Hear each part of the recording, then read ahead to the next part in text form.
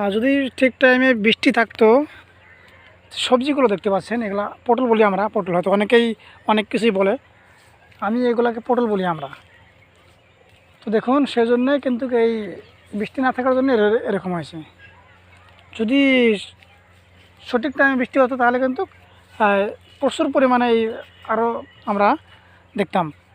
আর এই কৃষক না হলে তো আমাদের অনেকটাই দেশের পরিস্থিতি খারাপ হয়ে যাবে। তো এগুলো হয়তো মার্কেটে সাপ্লাই করে, এগুলো আমরা খাই। যদি এগুলো না থাকতো তাহলে কিন্তু আমাদের একটু অসুবিধা হতো, কারণ অনেক টাকার প্রচুর পরিমাণে দাম হয়ে যেত। আর বৃষ্টি না থাকার জন্য প্রচুর পরিমাণে এখন যেটা সবজির দাম, এখন সেই সবজি কিনে খাওয়াটা খুব একটা অসম্ভব হয়ে পড়েছে আমাদের। সুন্দর করে একদম বানিয়েছে এগুলো।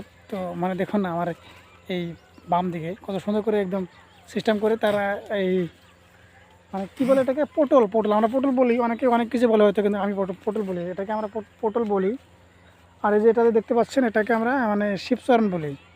এটাও খেতে খুব সুস্বাদ।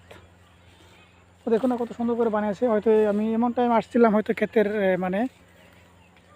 লোকটা নেই। লোক যদি থাকতো তাহলে হয়তো তাকে জিজ্ঞাসা করতাম, কমপ্লিট ডিটেলসটাও জানতে পারতাম, কিন্তু সে এখন নেই, যার জন্য তো কিছু বলতেছি না আর বলতে পারছি না, কারণ যেহেতু এখন নেই।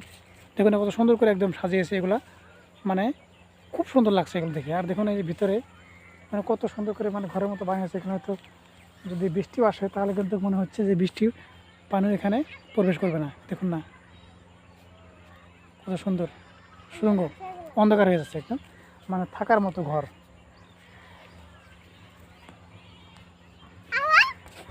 দেখুন কত সুন্দর করে বানিয়েছে এগুলো।